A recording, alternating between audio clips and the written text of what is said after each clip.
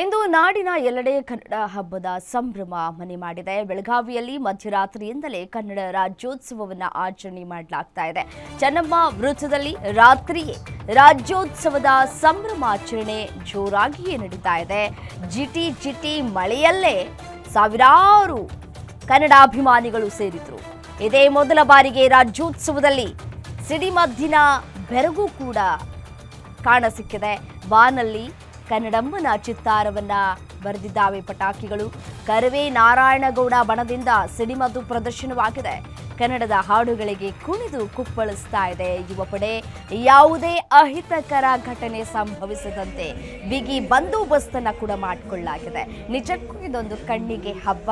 ಈ ರೀತಿಯಾದಂತಹ ದೃಶ್ಯಗಳನ್ನ ನೋಡ್ತಾ ಇದ್ರೆ ನಾವು ಕೂಡ ಭಾಗಿಯಾಗಬೇಕಾಗಿತ್ತು ಈ ಒಂದು ಹಬ್ಬದಲ್ಲಿ ಅಂತ ಹೇಳಿ ಫೀಲ್ ಕೊಡುತ್ತೆ. ನೋಡಿ ಯಾವ ರೀತಿಯಾಗಿ ಕನ್ನಡದ ಕಂಪು ಸೂಸ್ತಾ ಇದೆ ಅಂತ ಹೇಳಿ.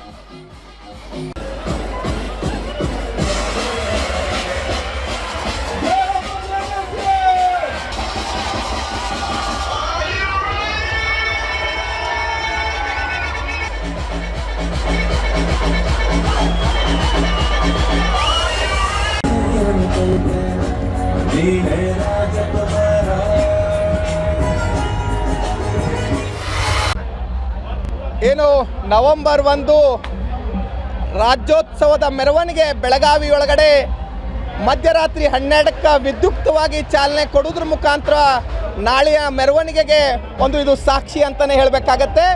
ಬೆಳಗಾವಿಯೊಳಗಡೆ ಮಧ್ಯರಾತ್ರಿ 12 ಗಂಟೆ ಆದರೂ ಸಾವಿರಾರು ಕನ್ನಡಿಗರು ಈ ಚೆನ್ನಮ್ಮ ವೃತ್ತದೊಳಗಡೆ ಬಂದು ಭಾಗವಹಿಸಿ ಬಾನೆತ್ತರವರೆಗೂ ಕನ್ನಡದ ಬಾವುಟಗಳನ್ನು ಹಾರಿಸೋದ್ರ ಮುಖಾಂತರ ಕುಣಿದು ಕುಪ್ಪಳಿಸ್ತಾ ಇದ್ದಾರೆ. ಸಾಕಷ್ಟು ಅಭಿಮಾನಿಗಳು, ಕನ್ನಡ ಪರ ಹೋರಾಟಗಾರರು, ಕರ್ನಾಟಕ ರಕ್ಷಣಾ ವೇದಿಕೆ ಕಾರ್ಯಕರ್ತರು ಸೇರಿದ್ದೀವಿ. ಇದು ಒಂದು ನಾಡದ್ರೋಹಿಗಳಿಗೆ ಎಚ್ಚರಿಕೆ ಗಂಟೆ ಅಂತ ಹೇಳಬೇಕಾಗತ್ತೆ. ನಾನು ಇವತ್ತು ಜಿಲ್ಲಾಡಳಿತ, ಮಾನ್ಯ ಪೊಲೀಸ್ ಇಲಾಖೆ ನಮಗೆ ಒಂದು ವಿಶ್ವಾಸವನ್ನು ಕೊಟ್ಟಿದ್ದಾರೆ. ಯಾವುದೇ ಕಾರಣಕ್ಕೂ ಇಲ್ಲಿ ಕರಾಳ ದಿನಾಚರಣೆಗೆ ಅವಕಾಶ ಕೊಡೋದಿಲ್ಲ ಅಂತ ಹೇಳಿ. ಒಂದು ವೇಳೆ ನಾಳೆ ಏನಾದರೂ ತಮ್ಮ ಮತ್ತೆ ಗುಂಡಾಗಿರಿಯನ್ನು ತಮ್ಮ